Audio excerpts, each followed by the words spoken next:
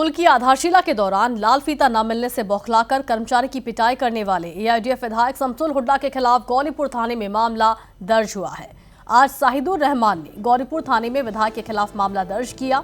ये वही कर्मचारी है जिसके साथ विधायक ने कल अमानवीय व्यवहार किया था और एक छोटी सी बात पर सरेआम उसकी पिटाई कर दी थी। ফিতা কাটিবলৈ যায় এমএলএ ছাৰে, তেতিয়া এমএলএ ছাৰে কি কৰিল, কলা গাছটো সৰু থকাৰ কাৰণে মানে কৈছে, সেইটো ক'ল যে এইটো এৰেঞ্জমেণ্ট কোনে কৰিছে, ল'ৰাটোক মাতকচোন। মোক মাতিল, কয় এইবিলাক গাছ আনিছে নেকি, এই এনেকুৱা সৰু গাছ আনিছিল নেকি, এই কথা কৈ মোক এটা চৰ মাৰিল।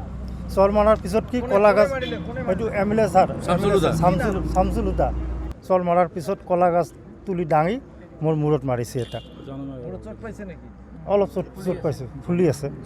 বিদ্যাজন যেনেকুৱা কাম কৰিছে এইটো ঠিক কৰা নাই, তাক উচিত বিচাৰ লাগে। মই ৰাইজৰ বা সকলো সংগঠনৰ ওপৰত মই কি কৰিছোঁ, যাতে মোক উচিত এইটো বিচাৰ লাগে। इस वीडियो के वायरल होने के बाद विधायक के खिलाफ लोगों में जबरदस्त गुस्सा देखा गया। विधायक की हरकत से हर कोई हैरान था। वहीं घटना पर बवाल होते ही एआईडीएफ विधायक शमसुल हुड्डा ने असमवासियों से माफी मांगी। बिलासीपाड़ा में आज एक प्रेस कॉन्फ्रेंस कर विधायक ने अपनी गलती के लिए माफी मांगी। যেতিয়া মই আধাৰশিলাৰ ওচৰত গৈছোঁ, আধাৰশিলাৰ ওচৰত যোৱাৰ লগে লগে এটা নাৰিকল মোৰ হাতত দিছিল। সেই নাৰিকলটো ভঙাৰ কাৰণে তাত এডোখৰ শিলো নাই, এটা ইটো নাই। আধা ঘণ্টামান ৰখি থকাৰ পিছত তাৰপিছত মই কৈছোঁ যে এই কামটো কাক দায়িত্ব দিয়া হৈছিল। তো যিজন ল'ৰাক দায়িত্ব দিছিল, মই চিন্তা কৰিলোঁ এইটো মোৰ দলৰে ল'ৰা হ'ব কিজানি।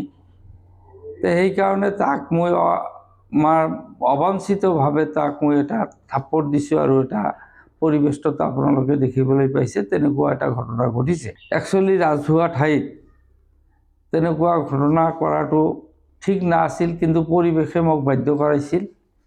গতিকে যিখিনি ঘটনা হৈছে, মই সমূহ অসমবাসী তথা আমাৰ বিলাসীপাৰা জনসাধাৰণৰ ওচৰত মই ক্ষমা বিচাৰিছোঁ যে মোৰ তৰফৰ পৰা এনেকুৱা ঘটনা মোৰ জীৱনত কোনোদিন ঘটা নাছিল। তথাপিও এনেকুৱা এটা ঘটনা ঘটি গ'ল।